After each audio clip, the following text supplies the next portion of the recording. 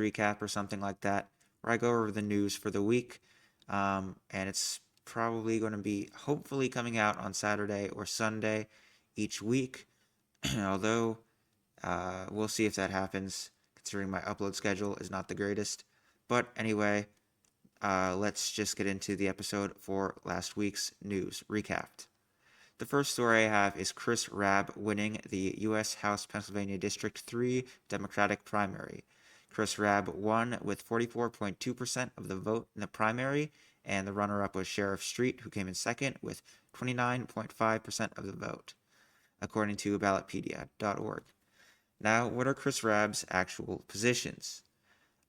The first of his positions is a sort of a broad one, affordable and accessible society, which he brings up universal basic income plus a living wage, but also direct public services, including national grocery stores, free high-speed public transit, high-speed gigabit broadband for every household, and a climate core that will help create millions of good-paying jobs and aid in a sustainable transition to renewables. Now, here's a bit of a further, deeper list. Um, in terms of universal basic guarantees, he has Medicare for all. Now, actually, this is a defensible position because obviously, here, I'll just read a few quotes on why Medicare for all is actually a defensible, good position. Quote, our healthcare spending is estimated to continue rising with and will reach nearly $6 trillion a year by 2027. That means that, according to the federal government, we will spend around $42.9 trillion on healthcare over the next decade if we maintain the status quo, end quote. Second quote, a recent study by Yale epidemiologists found that Medicare for All would save around 68,000 lives a year while reducing U.S. healthcare spending by around 13% or $450 billion a year. Medicare for All spending would be approximately $37.8 trillion between 2017 and 2026, according to a study by the Political Economy Research Institute at the University of Massachusetts Amherst. That amounts to about $5 trillion in savings over that time, and these savings would come from reducing administrative costs and allowing government to negotiate prescription drug prices. Medicare for All spending would be approximately $37.8 trillion between 2017 and 2026, according to a study by the Political Economy Research Institute at the University of Massachusetts Amherst. That amounts to about $5 trillion in savings over that time. These savings would come from reducing administrative costs and allowing the government to negotiate prescription drug prices, end quote. Then, quote, some additional taxes would be needed to pay for Medicare for All, but most Americans would spend less on healthcare than they do right now, end quote.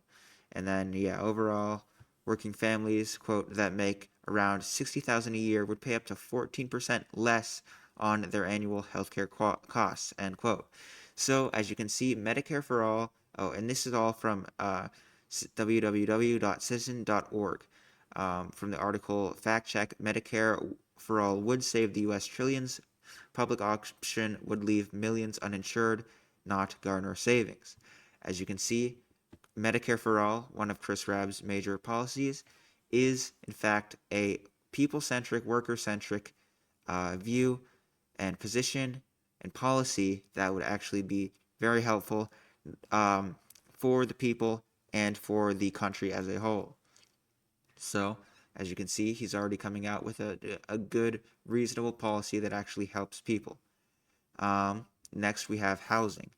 And then a little quote on housing from endhomelessness.org. Quote, we conservatively estimate that an additional $9.6 billion would be needed to achieve this goal. Rapid rehousing or permanent supportive housing to everyone in homeless shelter unable to access housing in a single year, end quote. So, well, actually establishing housing, permanent housing for everyone in homeless shelters, for instance, would cost a good amount of money. We spend millions of dollars, billions of dollars. Now, at this point, I think Trump, I don't know if it's fully happened or if he is trying to push for it to happen, over $1 trillion on the U.S. military.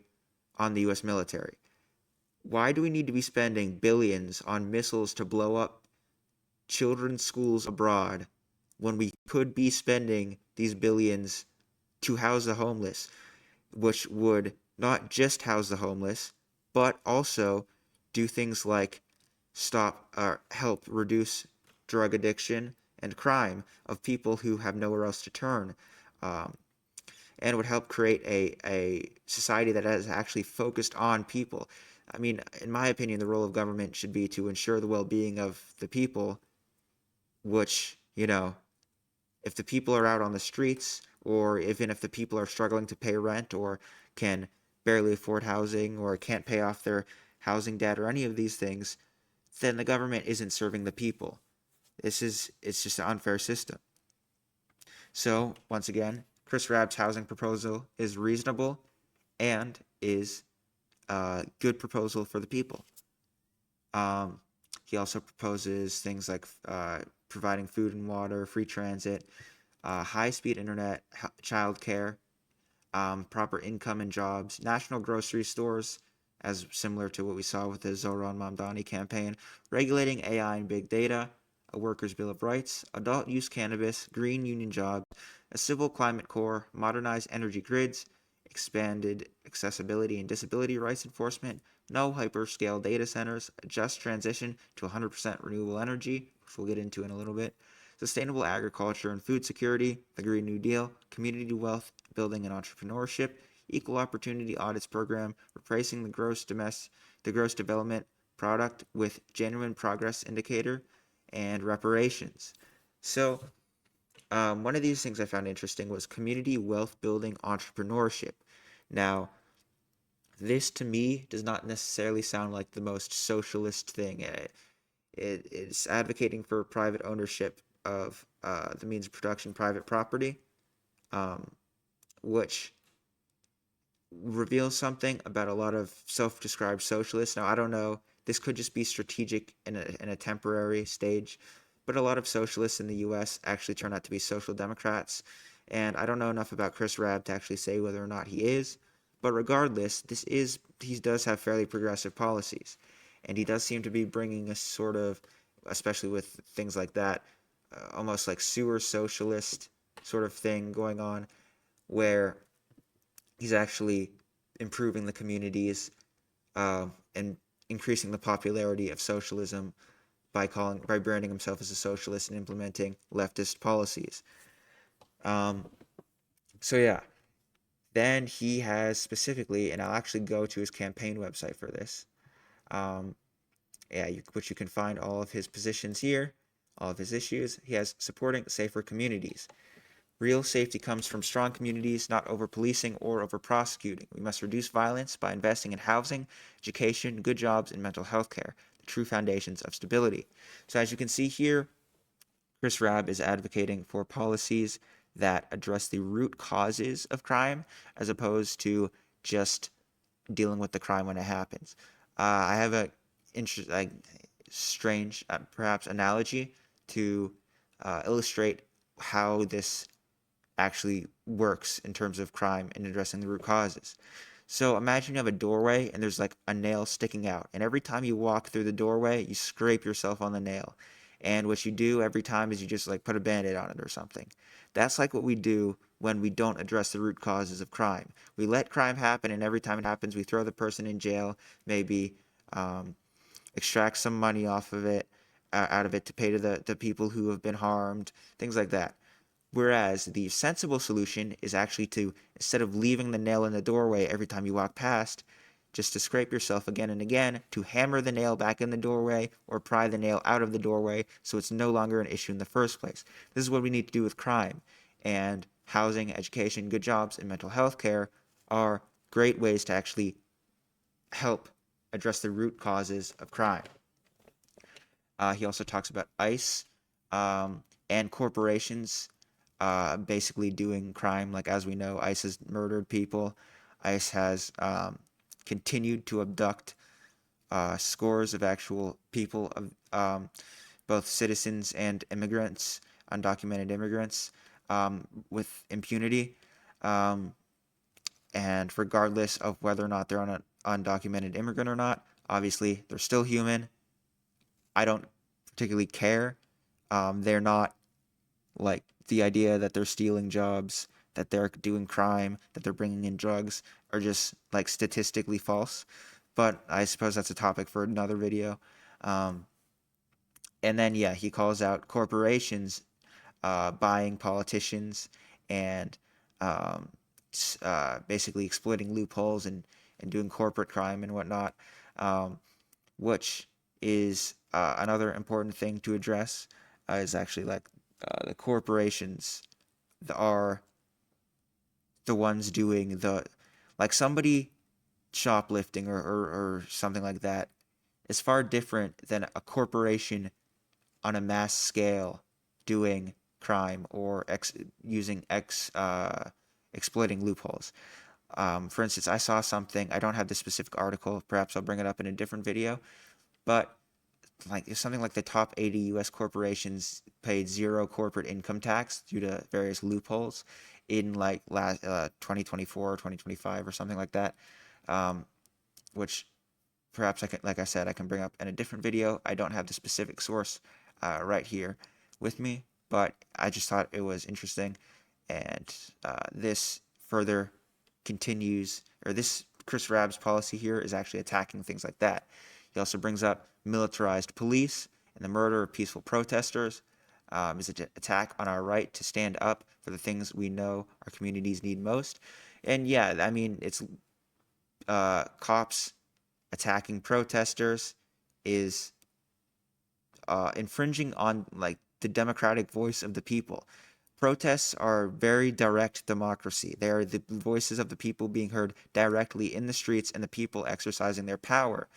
Um, and the police bashing these in is, and murdering protesters, as he says, and as has happened, is infringing on democracy, infringing on the rights enshrined in the United States, right?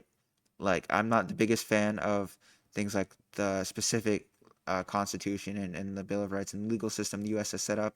I think it could be far more progressive, but there are, I mean, even within the system, it's still going against the supposed rights we have enshrined, which is part of the reason I say the U.S. isn't actually a democracy. But once again, that's a different video. Um, then we have um, some of his specific policies. Reduce violence through community support systems, as I brought up. Invest in mental health responders, transform criminal sentencing, abolish the death penalty and death by incarceration, end the war on drugs, universal child care from birth to age 5, free public colleges and vocational training, better pay for teachers, abolish ICE and dismantle and concentration camp, publicly fund elections and fixed rig election maps, impeachment and removal of President Trump, and reject all corporate PAC money. Let me see. Did I have something specific? Yeah, no, basically, like what I said before, I've already covered. Then he has peace as a policy. Now, hold on, sorry. There we go. Full screen will probably be more nicer to look at. In terms of peace as a policy, he basically goes through and he says, yeah, the leadership of the United States has been imperialist and destabilized other nations for a long time. And he basically says, like, both parties, which, for instance, directly calls out Obama on his role. For instance, look at Libya and what he did. Well, I shouldn't say he, him, the administration, the U.S. as a whole did, because it wasn't strictly Obama. He didn't single-handedly go in and drop bombs himself. But yeah, look at what happened under Obama to Libya, for instance. But then also look at what happened under like Bush, and look at what happened under Trump, and look at what happened under Biden. Yeah, so that's what he's calling out here. Then he says, we must immediately dismantle the military-industrial complex, cease all imperialist foreign policy, and end U.S. efforts for regime change. Basically directly calling out things such as the Iran war, the kidnapping of President Nicolas Maduro, and I mean, he's directly saying we have an imperialist foreign policy, which is something that you don't usually see much of. Usually it's something along the lines of, oh, we need to end wars that get American soldiers killed, or something like that, or end costly wars for American taxpayers. Whereas, um, which seems to imply that there are wars that are fine as long as American soldiers don't die and they're not too costly. Chris Rabb saying imperialist foreign policy, enough of that. Must stop violations of human rights. The genocide in Gaza must end. The genocide in Sudan must end. Every person deserves to be safe no matter where their home is. Every state's right to exist obligates it to extend equal rights to all people. Now, this is an interesting statement here. He says every state's right to exist obligates it to extend equal rights to all people. This is a, I guess, not so subtle statement on Israel and the common question, oh, do you believe Israel has the right to exist? To which, I mean, we saw with Zoran, he said something along the lines of, I believe Israel has the right to exist as an equal state with human right, or as a state with equal human rights for all. And what basically, what Chris Rabb is saying is along the same lines. This is a statement I actually disagree with somewhat. I don't think states generally have a right to exist, and I think that's a better answer. I actually just saw, I believe it was a spooky, scary socialist video on this. But I mean, the better answer is states don't have a right to exist. So why like states don't have a right to exist? Why are we being so specific here? Why do I have to say this state has a right to exist? No, nobody gets that right. Or you could also make the point that Israel is a settler colonial state. You cannot steal someone else's land and ethnically cleanse them and then come and say, oh, I have a right to exist on this land now. What? No, that's not how that works, right? So, like, if I go into somebody's house and I shoot part of their family and steal their house, I don't then get to say, I have a right to my house. This isn't my house. I stole this house. I don't get the right to it.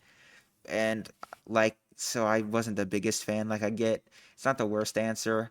It's like the safe answer for a progressive politician in the U.S., but I'm not the biggest fan of it. It could definitely go further. It could definitely be more ruthless in its critique of Israel, which is very much deserved. And yeah, every president in modern history has avoided congressional oversight while conducting bombing campaigns and military expeditions abroad. Congress is supposed to act as a check and balance on our presidential war-making authority, but has failed to live up to its responsibility year after year. We must immediately reduce the U.S. military footprint abroad and invest in addressing the root causes of systemic violence across the world. An end to regime change, free assembly and self-determination for Palestine, immediate and permanent ceasefire between Israel and Palestine, including the release of people held without due process, the Palestinian right of return under international law, unrestricted humanitarian aid to Gaza, an end economic support for fascists abroad, a new War Powers Act, no more funding violations of international and U.S. law, and ending the embargo on Cuba. That is very interesting considering it comes at a time when, as I'll get into later in the video, tensions with Cuba are flaring. But overall, this is decent in terms of peace as policy. Palestinian right of return, obviously good. He's also saying Israel has to have equal rights as well. Like I said, he's sort of doing almost like a two-state solution thing here, without explicitly saying it, but yeah, and he's like upholding Israel's right to exist, right? Which, like I already established, I'm not the biggest fan of, but whatever. It's a progressive politician in the U.S. That's what, as I'll get into, I seem to be upholding Chris Rabb quite a bit here, defending him quite a bit, agreeing with a lot of his policies. I will get into a lot of my quarrels with him, a lot of his limitations, and certain things like that. Public ownership revitalized. Talks about public libraries and recreation centers, and how the federal government employs millions of people, and lifts them out of poverty with sustainable and quality jobs. And he says, as a democratic socialist, I believe that revitalizing federal public works programs would reclaim pathways to long-term economic mobility and create a focus point for critical national efforts like infrastructure, upgrades, green energy conversion, national or nature conversion, and more. Social infrastructure, participatory democracy, baby bonds, and invest in civic engagement, union board representation, national projects and jobs, social housing scaled nationally, and renovate and retrofit publicly owned buildings and vacant properties. So yeah, some of that was run over earlier, but all that's pretty good as far as I can tell. In terms of the climate crisis, um, he talks about the Civil Climate Corps, which will create millions of jobs and give strong, sustainable transition to renewable energy for every community. Specifically, he talks about green union jobs, Civil Climate Corps, modernized energy grids, a decarbonized society, green spaces, and clean air and water, no hyperscale data centers, just transition to 100% renewable energy, sustainable agriculture, and food security. Um, Now, specifically, when he talks about this, he says, in terms of the climate crisis, this is also another doable goal that I think should be focused on quite a bit, considering the incredible danger of the climate crisis. So, in the US, so let me just read the quote. Quote, converting the entire US power grid to 100% renewable energy in the next decade is technologically and logistically attainable. It would cost an estimated $4.5 trillion, according to recent analysis by the energy research firm Wood Mackenzie. That's nearly as much as the United States has spent on the war on terror since 2001. End quote. So as we can see, I mean, we can, in like 10 years, like they said, the next decade, attainably, or we can logistically attain 100% renewable energy. I mean, it would be costly, but like they said, almost as much as the war on terror since 2001. If we instead of spending our money on disastrous wars abroad that don't end well for the countries we're invading, destabilize the countries, and with scores and scores of deaths of men, women, and children, and everyone else in these countries, and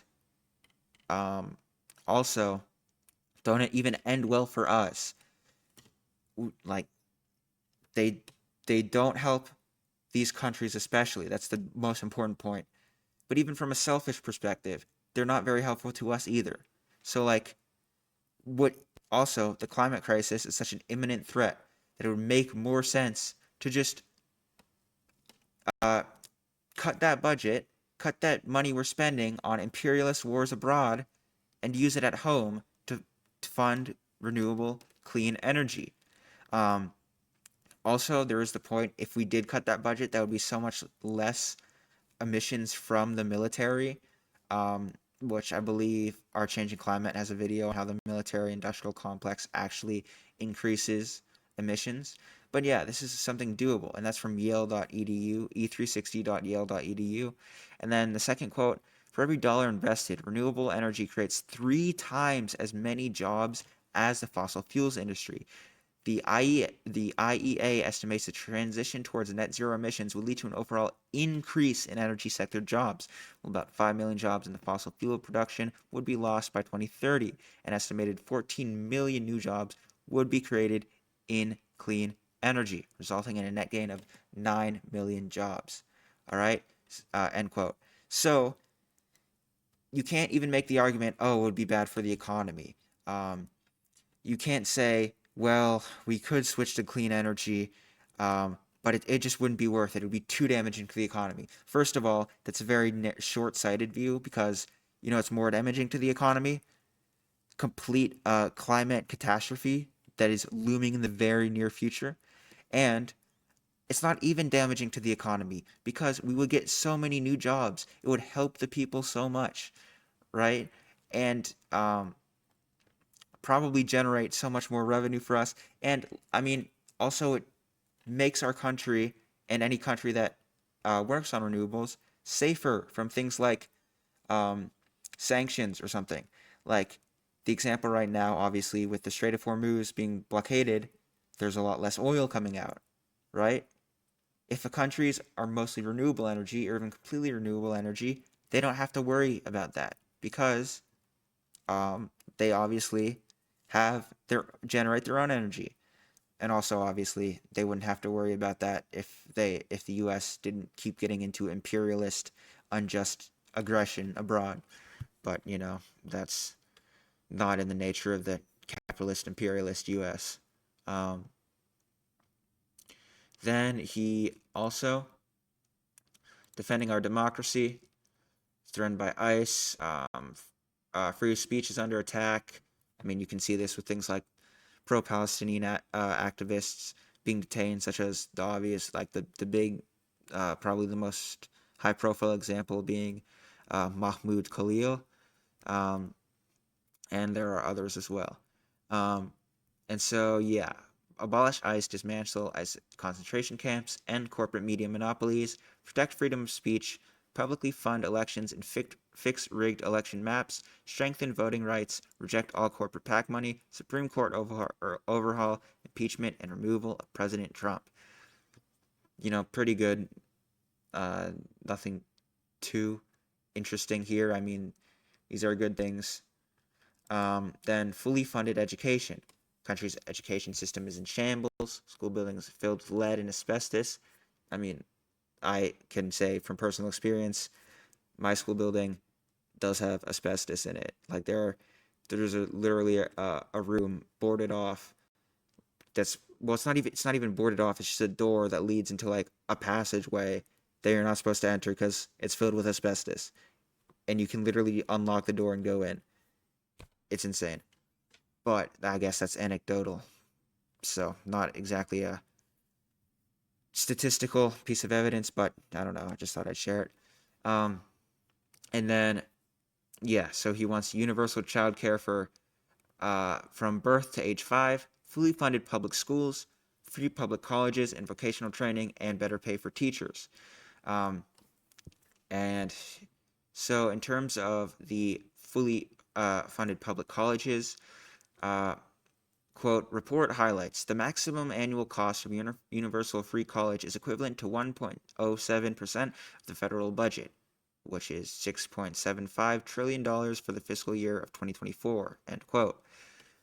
Once again, stop spending money on useless wars, stop spending money on useless immigration enforcement that is protecting against literally nothing and is functioning just as a fascist Gestapo. Like I said, statistically, immigrants do less crime. Uh, Most fentanyl comes over the border through legal checkpoints carried by U.S. citizens, and immigrants don't take jobs, also, statistically, I believe. So, stop wasting money on ICE, stop wasting money on foreign wars abroad. It's that simple. We can pay for universal free college. And then there's also, those aren't like the only things that should be cut, but, there's plenty of other useless things that could be attacked in terms of the federal budget and slashed to actually fund better things for American citizens, for immigrants, and uh, whether including undocumented immigrants, because I think that they should also get the benefits because. I mean, the U.S. is literally a settler colony. We don't get to say, "Oh, you're an undocumented immigrant." We it's stolen land anyway. Um, and then, of course, um, okay, well, I will make the point. I don't think this education policy goes far enough. I don't think just funding schools is necessarily the solution. I'm not to say that I don't think schools should receive funding. I do think they should receive funding, but I do think we need to overhaul how our teaching is done. I haven't looked into this too deeply, but I do remember in the past I've looked into it a little bit, and there are better ways to actually educate students in schools that could have better effects. Um, but like I said, I haven't looked into it too deeply. Also, probably could be another video. Um, Then, yep, that's the end of his policies. A few things is important to keep in mind. It's important to keep in mind the limits of electoralism and reformism. Opposition figures are sometimes useful, but will only get us so far, especially if they're organizing within the Democratic Party, which, while it presents itself as an opposition party, is another one of the two. You get to choose between capitalists or capitalists who pretend to be nice and sometimes call themselves socialists, right? Like the Democratic Party is not a people party. It is not a party that can be reformed. It's not something we should even attempt to do. We can't waste our time trying to reform the Democratic Party. We have to focus on building outside the Democratic Party. Um, and so, figures within the Democratic Party, as we've seen with figures like Zoran Mamdani, even like AOC and whatnot, have been neutered. They have basically they come in with radical messaging, and then they come out. They're radical for U.S. politics in the mainstream, but they're not they're not as radical as they once were, and like they can still do good stuff. Like I'm not saying Zoran or AOC don't have good policy proposals, um, because some of their policies are good. Some of their policies are obviously pretty miserable, such as AOC's positions on Palestine. She has been woefully inadequate. Even Zoran, same thing. Um, but yeah, it's they still provide, like, I'm not going to sit here and say, oh, free grocery stores in New York aren't, or cheap grocery stores, state-run grocery stores in New York aren't good. Cheap or free public transit isn't good. Like those are good things. Those are nice reforms, but they are broadly they're concessions by the capitalists that they will inevitably try and claw back. And it's also important to like the correct strategy would be to use these reforms to say, hey, look, these reforms are cool. This is socialism. In fact, we could get even more with further developed socialism. We're going to take this energy you got from canvassing and from all the good reforms we've gotten and translate it into a revolutionary energy. That would be the correct uh, way to use electoral victories, in my opinion. But, Zoran and AOC and Bernie Sanders, and I'm sure Chris Rabb will not be advocating and not be pushing the movement towards a revolutionary movement. I mean, we don't even have a revolutionary party in the U.S. as far as I'm concerned. There's PSL, there's plenty of other smaller things. I don't necessarily fully agree with them. I don't think any of them are the vanguard or anything like that. So, which makes it also more difficult to actually build a revolutionary movement when you don't have the revolutionary spearhead.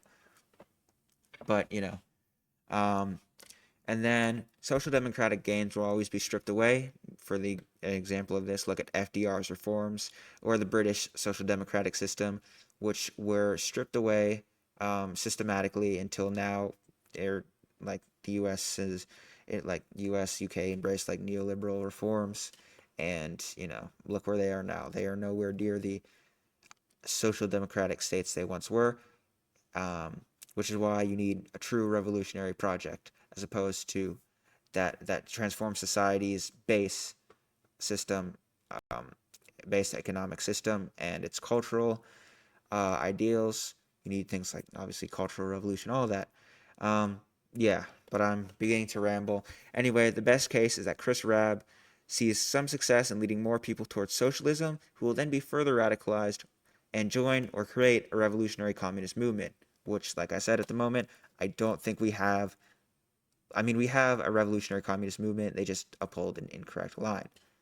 Um, but yeah, that's going to do it for Chris Rabb. Um, Anyway, next up we have Thomas Massie and Tulsi Gabbard are out. Thomas Massie, obviously an opposition Republican to Trump, he's gone now, which further illustrates, okay, the Trump administration's uh, opposition within the party is actually being purged even further. Trump has like publicly denounced Massie and stuff, so this is not something there's like, oh, it's just so happened to be out. No, Trump has directly targeted him, right? Um, Further illustrating the cultishness of MAGA and further showing, yeah, the Republican Party, there's no hope for it. Like, it's a fascist party. It needs to be dismantled, right? I mean, you could say like, depending on your viewpoint, the same with the Democrats. Um, they are obviously the Democrats and Republicans both need to be dismantled and replaced with parties that actually represent the people, which neither do. But the Republican Party, especially, is a fascist party that is stripping away any opposition uh, currently. And we can also further see this in Tulsi Gabbard resigning. She resigned on Friday from the role of the Director of National Intelligence. She said it was due to her husband's cancer diagnosis, and she will depart on June 30th. Notably, she was skeptical about the Iran war. This might have been part of the reason she was left, or even potentially was internally ousted. Um, she was in charge of coordinating 18 intelligence agencies, including the Central Intelligence Agency. Um, Gabbard used to be a Democrat, but left the party in 2022 and became a Republican in 2024. And but there is something interesting to see with this. The administration has faced ongoing dissent as well as dismissals and resignations, showing that the Trump administration may be cracking. We can see Trump's approval ratings are down. There's fracturing within the right wing movement. You have like things like Tucker Carlson and Nick Fuentes, who I'm no fan of either of these uh, absolute gremlin worm ghouls. I despise both of them. But the important thing to note with them is that they actually are dissenting against Trump, which shows that the Republican and right wing coalition in the US is not a united front as it once was. Um, and even people like Tulsi Gabbard and Thomas Massie aren't in lockstep. Now, as we can see, has resigned. Massie has been primaried out. Um, it's, I mean, any dissent is being purged, but at least there is dissent, and yeah. And there's obviously other examples like Marjorie Taylor Greene, for instance, a while back. Um, but yeah, now for some good news, at least, yeah, some good news. The DPRK, Democratic People's Republic of Korea, um, has been investing in hydropower. The Tanshan power station's first stage has been completed. With the completion of the construction of the Tanshan power stations numbers 1, 5, and 6, with a remarkable success that was made in the development of the largest scale hydraulic resources for diverting the courses of several rivers and streams to the East Sea, valuable experience was accumulated to push forward the construction of power stations with greater confidence. End quote. Um, um, uh, Actually, I forget who. This was a DPRK official said this. Um, and then, quote, noting that the waterway tunnel covers tens of kilometers, has been excavated at the cost of blood, sweat for several years, and the dams and power stations built by devoted efforts, wisdom, and enthusiasm. The premier stressed that they prove the indomitable revolutionary spirit and the strong fighting traits of the builders, end quote.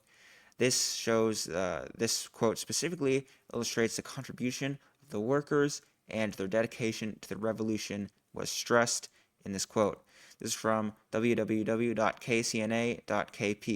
which I believe is DPRK's state news agency, which you can show that even in their state news agency, they're reporting um, in a way that is uplifting the workers and showing that their contributions, showing that the DPRK is a worker-oriented society. Now, quote, hydro resources often require a very long-term investment horizon, Parsons says. When you invest in building out a hydro reservoir, it's usually as a part of a very big economic development strategy over a couple of decades.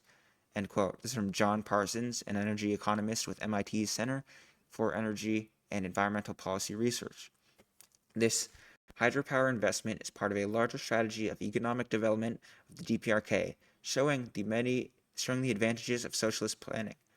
we have seen also many great developments in the DPRK as of late, such as like Pyongyang specifically. I have seen a lot of great things coming out of there in terms of development, and it's further developing. The DPRK is further developing its hydropower resources and its renewable sustainable energy. And also that quote was from climate.mit.edu. And the article is "Why aren't we looking more hydropower?" Which that article sort of critiques hydropower a bit, but does not just completely discount it as a method. And it also, never mind.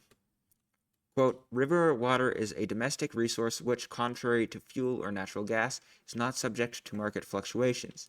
In addition to this, it is the only large renewable source of electricity, and its cost-benefit ratio, efficiency, flexibility, and reliability assist in optimizing the use of thermal power plants, end quote. This is showing that the DPRK is using its own resources to help itself as opposed to importing foreign resources. And also that it is investing in actually valuable sources of power, for instance, in this case, hydroelectric. Also, quote, hydroelectric installations bring electricity, highways, industry, and commerce to communities, thus developing the economy, expanding access to health and education, and improving the quality of life.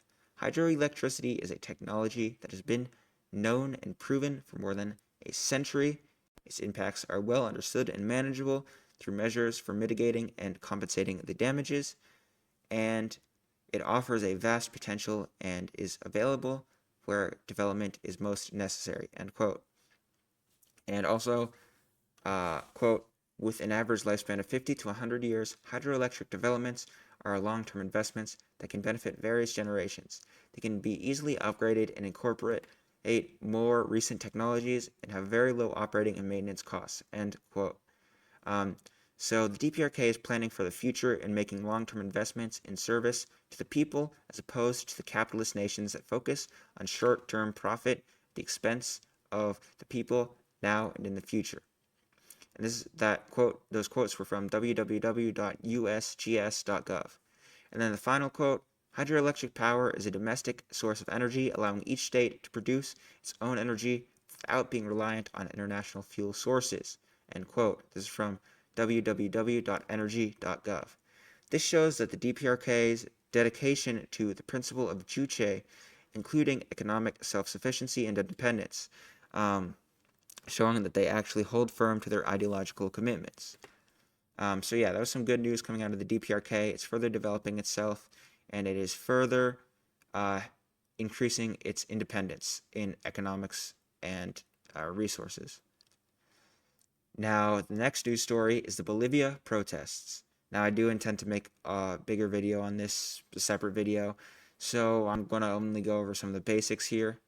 But basically, there's mass protests of workers which have spread across Bolivia and call for the center-right President Rodrigo Paz, who came to power November 8th, 2025, his resignation. The protests were sparked over wage increases, economic instability, and the privatization of nationalized companies. Inflation is also an issue, with it reaching 14% in April. I also saw another figure talking about 20% at a certain point. And the state repressed the protesters with things such as riot police and tear gas, and the protesters trying to reach and maintain the main square in La Paz. The protesters responded by throwing stones and small explosives. The protesters broke into an office and took furniture, computers, and other things, and many were detained. Protests have also caused banks to close, and roadblocks have led to food, fuel, and medical supplies shortages. Then, quote, the COB began by demanding wage increases, while peasant unions demanded a steady supply of gasoline. The miners, meanwhile, are negotiating separately for access to additional mining areas. Public school teachers are also holding separate talks regarding salary improvements, end quote. And I've also seen some articles that I think I saw an article that said that some of these groups have actually negotiated things completely to stop their protests now, but that's not all of the groups. And Evo Morales continues to hide out in the highlands, and he marshals the protests from afar. Although I did see an article saying that some analysts say he has no real power, but I'm not familiar enough with the situation to say how much influence he actually has in this. And then, yeah, but basically here we can see the end of socialist rule in Bolivia, and a center-right president comes into power. He starts implementing center-right and right-wing economic reforms, and the people are not exactly happy with this because, they are now losing out on the benefits they once had under socialism. And so they are actually utilizing their power as the masses to, fight back and demand the stepping down of the president and the ending to these anti-people economic reforms, as well as specific reforms to help them. And so, this is, I think an important thing to note from this is obviously the principle that the masses are the makers of history. Like Evo Morales, whether or not he has power in this, the masses are the ones doing the most of the work. So obviously there's that to remember, and this just shows like the Bolivian people's fight for a just future. But like I said, I'm hoping to make a larger video on this once I do more research, so I'm not going to go too in depth. Next, we have an incredibly sort of depressing piece of news about Cuba and Castro. Although there is some hope to this, but even the hope is a bit dark. Now, according to Dropsite News, quote, over the weekend, the U.S. leaked intelligence to the news organization Axios, claiming that Cuba had obtained some 300 Iranian drones and was making plans to attack the United States. Further down in the Axios article, the reporting clarified that the plans only existed in case of a United States attack, but the article served its purpose and was shared by Cuban-American politicians in South Florida as a rationale to launch a war. End quote. Castro is also indicted over shooting down 2 aircrafts and killing 4, but, quote, the incident was the culmination of months of provocations with regular incursions into Cuban airspace by brothers to the rescue planes, end quote. And then, quote, earlier this month, the U.S. imposed yet another set of sanctions on the country that UN experts warned risk triggering the energy starvation of the nation. Protests have flared in recent days, with frustration with the economic condition has been aimed at the government. End quote. Also, yeah, U.S. Surveillance flights have increased around Cuba, and also the planes that were shot down were connected with a CIA operative and shot down after repeated warnings over time and attempts at diplomacy made by Cuba to the U.S. government. Cuba has also faced repeated threats by the U.S. And it's also, you have to remember, the U.S. is always talking about, oh, Cuba's a danger, Cuba's authoritarian, Cuba's a dictatorship, whatever. First of all, Cuba has its own unique democracy that it's just not the same as the U.S., and the U.S. has a tendency to say, your democracy looks different than our quote-unquote democracy. You know what? Then you're not a democracy. Well, like I said earlier, I don't particularly see the U.S. as a democracy. I see it more as a plutocracy. And also the U.S. has a history of sponsoring dictatorships abroad, such as Pinochet in Chile, I believe Suharto in Indonesia, as well as various others.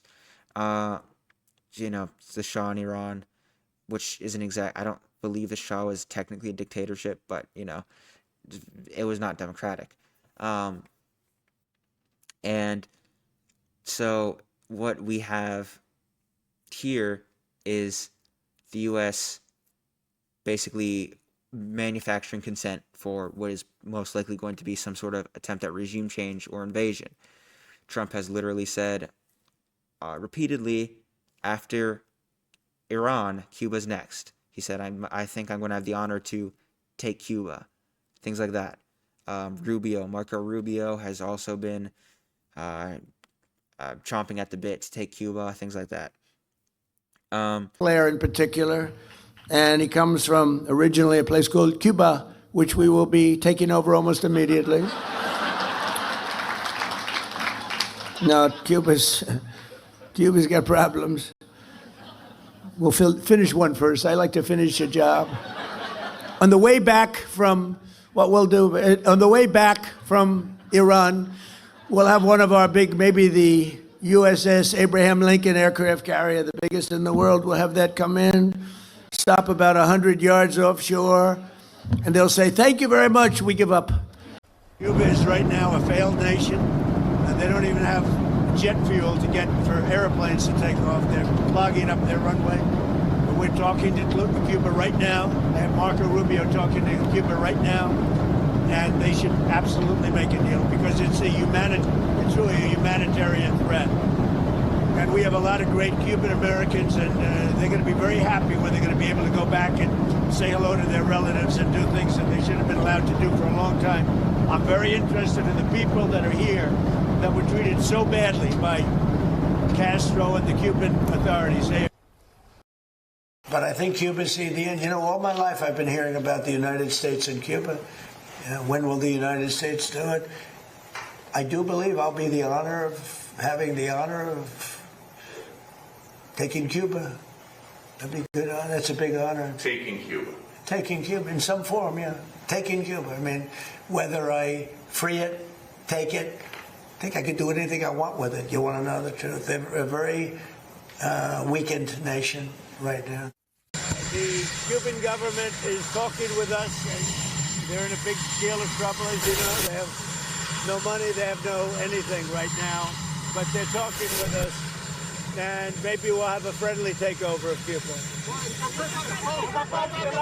We could very well end up having a friendly takeover of Cuba.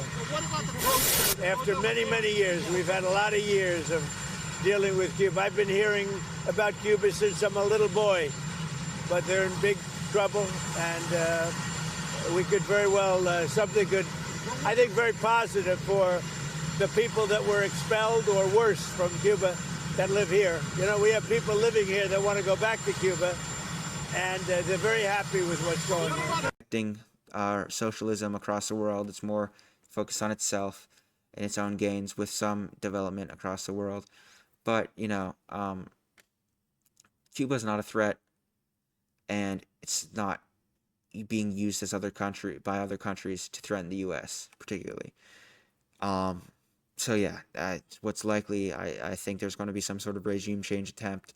I think there's going to be some sort of, and maybe even invasion. I certainly hope not, but that's the way it seems to be going, and I think this is incredibly dark thing. Yeah, I mean, Cuba, I mean, first of all, there's Trump's ego and the Trump administration's rabid hatred of Cuba, such as Marco Rubio. But Trump also, you know, he said, I'm going to be willing to take Cuba, as if he's playing a game of Risk or something, or Hearts of Iron or something like that, where he's like, you know, I'm going to do an invasion and increase my territory and take it like it's a game. And he said, I'll have the honor of doing it, like he's, oh, I'm finally the one to do it, or whatever. So I think that plays into it. But I think in large part, Cuba is a symbol of socialism. Like, the U.S.'s power is waning. Like, the empire is declining. Cuba represents an alternative. I mean, it's survived for so long despite being strangled by the U.S. at every corner, literally invaded in the Bay of Pigs, all this stuff. So, and also it's a socialist state in the U.S. backyard. Taking Cuba would be a great blow to socialism and to nations across the world that try to chart their own course apart from the U.S. And it's an attempt, I would say, to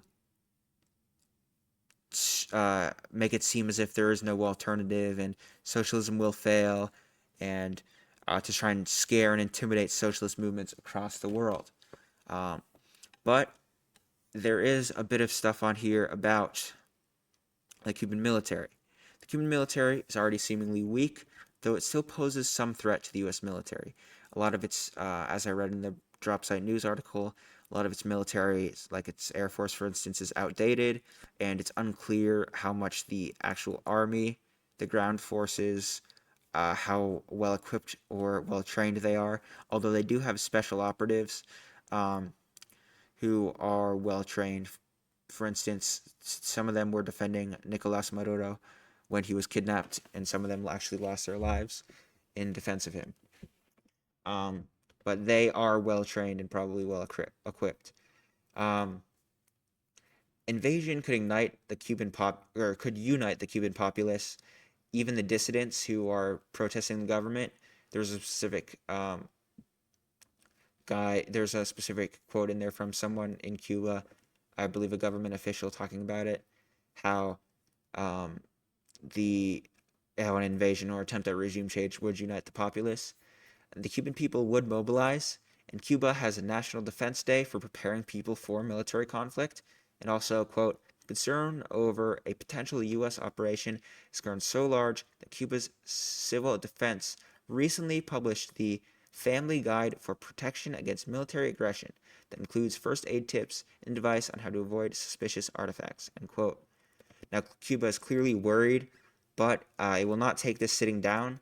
And quote, despite sharp divisions in Cuban society, the government is still believed to enjoy deep loyalty of the armed forces while running a far more consolidated ruling system than existed in Venezuela. These factors could complicate any U.S. military operation, ranging from an attempted decapitation of the system to an outright invasion of the island, while risking triggering an insurgency by powerful elements of society that will remain loyal to the Cuban state, end quote. Then another quote, Cuba poses no threat to either the government or the people of the United States. But if there's one word that has been erased from the Cuban vocabulary, it is precisely the word surrender. There will be no surrender here. No one is going to come here and plant an American boot on our soil and tell us what to do in our own country. Lizara Corona, a member of one of Cuba's volunteer civilian militias from the 10 de Octubre neighborhood, told Dropsite News in an interview in Havana in April, end quote. Now, these militias that they mentioned hold thousands of volunteers within their ranks. So there's already thousands of people who are already mobilized of the civilian population in these militias. Then, quote, the Committees for Defense of the Revolution are an institution that could theoretically play a key part in any organized resistance to a U.S. military operation or in the aftermath of an attempted regime change or state collapse. The committees play a pivotal role in the political life of Cubans at the local level and are one of the key instruments created in the aftermath of the revolution to ensure its continuity in the face of both internal and external threats, while serving as a focal point for local organizing and mobilization, end quote. Now, these could aid in holding together order if the Cuban government was actually ended up being decapitated somehow. Now, Cuba also notably does not have a strong opposition movement like Venezuela did, and it has, it seems to me at least, to be a lot more unity. And as this article was saying, the Cuban people would most likely unite under the threat of invasion. And so, yeah, that further complicates U.S. intervention. So it's unclear necessarily how successful it would be, and likely the U.S. would not have as easy a job as it did in Venezuela. And so they might face quite a bit of opposition if they actually landed troops on the ground, and potentially even if they attempted to do any aerial attacks or anything like that. It seems to be far harder than the Trump administration is actually thinking it will be. Same thing with Iran. They thought, oh, we'd be in and out, oh, it'd be quick regime change, kill the Ayatollah, kill Khamenei, and then it's all over. No, I mean, there's clearly Iran has not been wiped out so easily. I think a similar thing would be with Cuba, though I don't think they could necessarily mount the same defense as Iran. But then again, I'm not like a military expert. I'm not an expert on Iran or Cuba, so I could be wrong. But those are just my thoughts and the article's thoughts. Now, final news. The death toll is over 3,000 and 9,301 wounded by Israeli attacks on Lebanon since March 2nd, and this is about Lebanon. These are a few just quick points I'll go over, which is incredibly horrific. I mean, there's supposed to be a ceasefire, 3,000 dead and over 3,000 dead and over 9,000 wounded is not a ceasefire. That is insane. Those are insane numbers. How people still sit here and defend Israel, I don't understand because like that's 3,000 human beings with families and children dead. Like they're just gone. They're never coming back. They're dead. And plenty more wounded. It's abhorrent. Like I don't it's absolutely vile. Like Israel is this like Israel's an indefensible project at this point. It was indefensible from the start, but like it was a bit understandable if were like unaware of what was going on. Now it's plain for everyone to see, so defending it still is insane. Um, and yeah, this is just absolutely abhorrent. It shows Israel is pushing its campaign of genocide into Lebanon now. Um, but Hezbollah has retaliated to these ceasefire violations with multiple attacks um, on various positions and vehicles and whatnot of Israel.